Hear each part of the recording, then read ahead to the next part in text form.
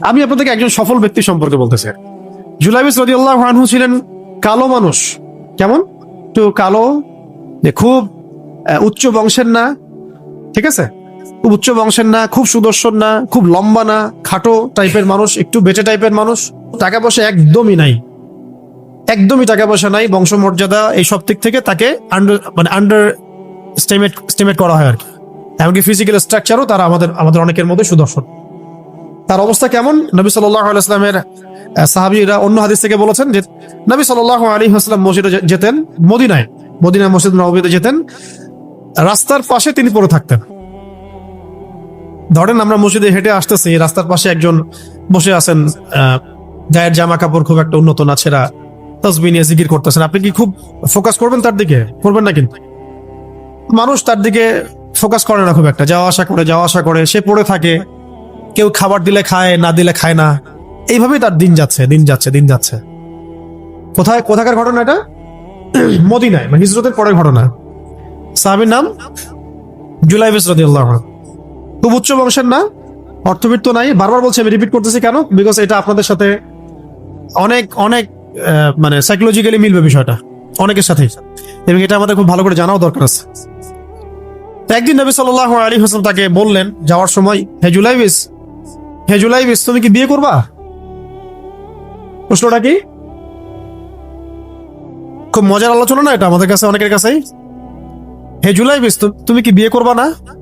প্রশ্নটা এরকম ছিল, হে জুলাইবিস, তুমি কি বিয়ে করবা না? উনি তো আকাশ থেকে পড়লেন, ইয়া রাসূলুল্লাহ, আমাকে কে বিয়ে করবে? আমার না আছে চেহারা সুরত, না আছে আমার বংশমর্যাদা, না অর্থবিত্ত, আমি কিভাবে বিয়ে করবো? কে মেয়ে দিবে আমাকে? কে আমাকে মেয়ে দিবে? তো ওদিন নবী সাল্লাল্লাহু আলাইহি ওয়াসাল্লাম চলে গেলেন, কিছু বললেন না। পরের দিন আবার বললেন, ইয়া জুলাইবিস, আলা তাতাযাওয়াজ, তুমি কি বিয়ে করবা না? একই উত্তর, ইয়া রাসূলুল্লাহ, আপনি গতকালকে এক কথা বললেন, আবার বলতেছেন বিয়ে করবেন, আমাকে কে বিয়ে করবে? তৃতীয় দিন নবী সাল্লাল্লাহু আলাইহি ওয়াসাল্লাম আবার বললেন, আলা তাতাযাওয়াজ ইয়া জুলাইবিস, তুমি কি বিয়ে করবা না হে জুলাইবিস? তিনি এবার বলছেন, আপনি কি আমার সাথে রসিকতা করতেছেন? আমাকে কে বিয়ে করবে? তো নবী সাল্লাল্লাহু আলাইহি ওয়াসাল্লাম বললেন যে অমুক আনসারী সাহাবীর বাসায় যাও। অমুক আনসারী সাহাবীর বাসায়, আনসারী সাহাবী কারা? যারা মুহাজির সাহাবীদেরকে আশ্রয় দিয়েছেন। অমুক আনসারী সাহাবীর বাসায় যাও, সেখানে একজন বিবাহযোগ্য নারী আছে, মেয়ে আছে, তাকে গিয়ে বলো যে আমি রাসূল সাল্লাল্লাহু আলাইহি ওয়াসাল্লামের পক্ষ থেকে আমার বিয়ের প্রস্তাব নিয়ে আসছি। তিনি গেলেন, যাওয়ার পরে বললেন যে আমাকে প্রস্তাব সহ পাঠানো হয়েছে। মেয়ের বাবা আর মায়ের রিয়াকশন ছিল অনেকটা সাধারণত যা হয় তেমন আর কি। তুমি বিয়ের প্রস্তাব নিয়ে আসছো, তুমি কি খাওয়াবা মেয়েকে? কোথায় রাখবা? তোমার তো নিজের কোনো থাকার জায়গা নাই। প্রশ্ন কিন্তু যৌক্তিক কি? আমি মেয়ে তো বাবা, আমিও তো এই প্রশ্নই করবো নাকি? প্রশ্ন করবেন না? আপনার মেয়ে থাকলে এভাবে প্রশ্ন করবেন তো আপনি।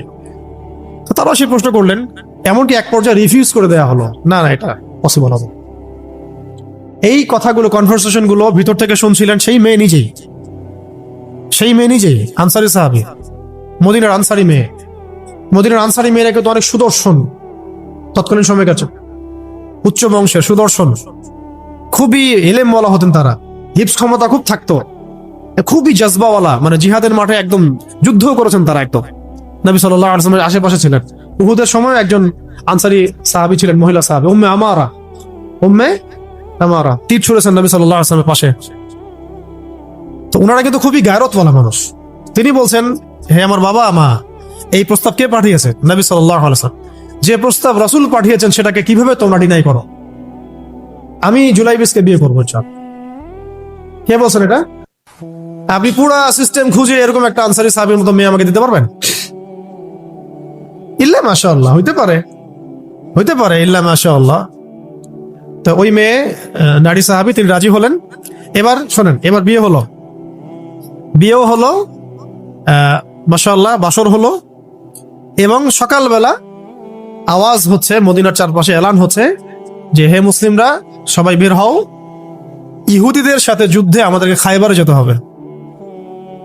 ইহুদিদের সাথে যুদ্ধে আমাদেরকে খায়বার আক্রমণ করতে হবে। নবী সাল্লাল্লাহু আলাইহি ওয়াসাল্লাম তোমাদেরকে আদেশ করেছেন। এটা কিন্তু হুদাইবিয়া সন্ধির পরের ঘটনা। আর ইহুদিদের সাথে আমাদের বেশ কয়েকটা যুদ্ধ হয়েছে, বনু কুরাইজার সাথে, বনু কাইনুকার সাথে, বনু নাজিরের সাথে, এবং ফাইনালি খাইবারে এদের সাথে। তো জুলাইবিস রাদিয়াল্লাহু আনহু বের হয়ে গেলেন যুদ্ধের জন্য। এবং খায়বারের যুদ্ধ হলো, খায়বার অবরোধ করা হলো, এবং খায়বার যুদ্ধের বিশাল হিস্ট্রি আছে, আপনারা পড়ে নিয়েন, লম্বা কথা। এই খায়বার দুর্গ জয় হয়, এবং এই দুর্গ পুরো জয় করতে, সবগুলো দুর্গ জয় করতে মোট 12 থেকে 16 জন মুসলিম সাহাবী শহীদ হন। 12 থেকে 16 জন বা 18 জনের মতো এই ফিগার, এই যুগের মধ্যে 12 থেকে 16 বা 18 এতটুকু, এত কম সংখ্যক সাহাবী শহীদ হয়েছেন খায়বার যুদ্ধ জয়ে। আর ইহুদিদের তো বহু ইহুদি মারা গেছে। এবং খায়বার বিজয়ের পরে মুসলিমদের আর্থসামাজিক যে অবস্থা, মানে টাকা পয়সা, ল্যান্ড, গনিমতের মাল প্রচুর বেড়ে গেছে। এখন নবী করিম সাল্লাল্লাহু আলাইহি ওয়াসাল্লাম শহীদদের লাশ তালাশ করছেন, কোথায় কোথায় শহীদরা আছে, তাদের মানে কবরস্থ করার প্রসেসিং হবে। উহুদ যুদ্ধেও তো হয়েছে না, ওই রকমই প্রত্যেকটা যুদ্ধেই তো এটা হতো। লাশগুলো তালাশ করতে করতে করতে করতে করতে একটা কর্নারে গিয়ে তিনি দেখলেন সেখানে জুলাইবিস রাদিয়াল্লাহু আনহুর লাশ পড়ে আছে। কার? জুলাইবিস রাদিয়াল্লাহু আনহুর লাশ পড়ে আছে, যার ব্যাপারে আমি গল্পটা বলছি আর কি। এবং তার গায়ে অসংখ্য তরবারের দাগ, ক্ষতবিক্ষত অবস্থা, এবং তার আশেপাশে মোট 1, 2, 3, 4, 5, 6, 7, 8, 9 জন ইহুদির লাশ পড়ে আছে।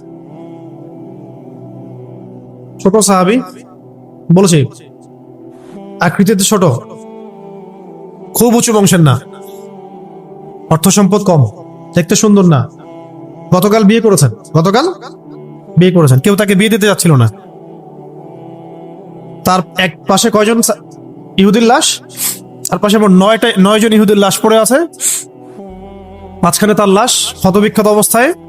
এই অংশটুকু আপনারা পড়ে নিয়েন, পড়লে আরো ভালো ফিল করবেন, একা একা পড়লে আরো ভালো ফিল করবেন। নবী সাল্লাল্লাহু আলাইহি ওয়াসাল্লাম নিজে তার কাছে গেলেন। হাদিসের মধ্যে আসছে, সিরাতের কিতাবের মধ্যে আসছে, নবী সাল্লাল্লাহু আলাইহি ওয়াসাল্লাম নিজে তার কাছে গেলেন। যাওয়ার পরে তার যে মাথা, সেই মাথার পাশে নবী সাল্লাল্লাহু আলাইহি ওয়াসাল্লাম বসলেন। বসার পরে নিজের হাতে জুলাইবিস রাদিয়াল্লাহু আনহুর চেহারা থেকে এরকম করে ধুলাবালিগুলো সরান নবী সাল্লাল্লাহু আলাইহি ওয়াসাল্লাম। তার গা থেকে রক্তগুলো আমাদের নবী সাল্লাল্লাহু আলাইহি ওয়াসাল্লাম মুছলেন, আদর করলেন। চুলগুলো ঝাড়লেন। দৃশ্যটা চিন্তা করেন, তার চুলগুলো তিনি ঝাড়তেছেন, চেহারা থেকে রক্তগুলো মুছতেছেন। কে? নবী সাল্লাল্লাহু আলাইহি ওয়াসাল্লাম তার চেহারা ধুলাবালিগুলো মুছতেছেন। নিজের এই পায়ের মধ্যে, উরুর মধ্যে তার মাথাটাকে নিয়ে এসে রাখলেন নবী সাল্লাল্লাহু আলাইহি ওয়াসাল্লাম। রাখার পর এইভাবে আদর করতেছেন। আর এরপর উপরের দিকে তাকালেন, তার জন্য তো দোয়া করলেন। উপরের দিকে তাকালেন, তাকে চোখ নামাই নিলেন। সাহাবা একরাম তো আশেপাশে আছেন অনেকেই, বললেন যে ইয়া রাসূলুল্লাহ, আপনি এমনটা কেন করলেন, চোখ নামাই নিলেন কেন? তখন তিনি বললেন যে আমি দেখলাম যে জান্নাতের হুরদের মধ্যে অসংখ্য হুর ছুটে আসতেছে, কে জুলাইবিসকে আগে বরণ করবে তার জন্য। তিনি নিজে কাঁদলেন, জুলাইবিসের জন্য নিজে কাঁদলেন, নিজের হাতে তাকে এইভাবে উঠালেন। তিনি ছোট মানুষ ছিলেন। এরপর 2 হাত দিয়ে তাকে উঠালেন, উঠায় নিজের হাতে তাকে দাফন করলেন। দাফন করার পর তিনি বললেন, ইয়া জুলাইবিস, হে জুলাইবিস, আনতা মিন্নি ওয়া আনা মিনক, তুমি আমার অংশ, আমি তোমার। হে জুলাইবিস, তুমি আমার, আমি তোমার। হে জুলাইবিস, তুমি আমার, আমি তোমার। এই কথাটা বললেন কে? নবী সাল্লাল্লাহু আলাইহি ওয়াসাল্লাম। এখন আপনাদেরকে আমি সাফল্যের মানদণ্ড কিভাবে বোঝাবো? এর বাইরে কোনো ভাষা নেই আমার কাছে। সাফল্য বলতে কি বুঝান? এই সিস্টেম সাফল্য বলতে কি বোঝায়? এই ওয়ার্ল্ড অর্ডারটা সাফল্য বলতে কি বোঝায়? এই বস্তুবাদী জগৎটা আমাদেরকে সাফল্য বলতে আসলে কি বোঝায়? সাফল্য বলতে বোঝাচ্ছে ইমান। সাফল্য হলো ইমান, বিশুদ্ধ আকীদা, বিশুদ্ধ আমল, আল্লাহর আনুগত্য, রাসূলের আনুগত্য, দুনিয়ার জীবনে মুসাফিরের মতো থাকা, যতটুকু প্রয়োজন ততটুকু সন্তুষ্ট থাকা, একজন নেককার স্ত্রী, সুসন্তান সন্ততি, আদর্শ একটা পরিবার, হালাল একটা রিজিক, বাস। ইসলামের জন্য দাওয়াত, তাবলীগ, মেহনত, দিন প্রতিষ্ঠার চেষ্টা, প্রয়োজনীয় জিহাদ, প্রয়োজনীয় শাহাদাত। আর কি আছে সাফল্য বলতে? এরকম সাহাবী একজন নয়, কিন্তু এক একজন সাহাবী সম্পর্কে এক একটা করে কথা বলা যাবে। হানজালা রাদিয়াল্লাহু আনহুর নাম শুনছেন? হানজালা রাদিয়াল্লাহু আনহু, তিনিও বিয়ে করেছেন একদিন। তার পরের দিন সকালে উহুদের যুদ্ধে গিয়েছেন। 70টা আঘাত সহ্য করেছেন, বলা হচ্ছে কিতাবের মধ্যে 70-80টা আঘাত তার দেহে ছিল। শহীদ হয়েছেন। উহুদ যুদ্ধে যখন সাহাবীদেরকে দাফন করা হচ্ছে, তখন তিনি নবী সাল্লাল্লাহু আলাইহি ওয়াসাল্লাম দেখলেন হানজালা রাদিয়াল্লাহু আনহুর লাশটা ভেসে আছে, বাতাসে ভেসে আছে, এবং লাশ থেকে পানি ঝরতেছে। সাহাবীরা জিজ্ঞাসা করলেন, ইয়া রাসূলুল্লাহ, এটা কেমন, এটা কিভাবে হচ্ছে? তখন নবীজি বললেন যে হানজালা গত রাতে বিয়ে করেছে, গোসল করার সময় পায় নাই, সে সকালবেলা চলে আসে যুদ্ধের মাঠে, ফেরেশতারা তাকে গোসল দিচ্ছেন, এটার পানি পড়ছে, আমরা দেখতে পাচ্ছি। সাফল্যের সংজ্ঞা আসলে কি? আল্লাহ পাক আমাদেরকে আসলে দুনিয়ার হাকিকত বোঝার তৌফিক দান।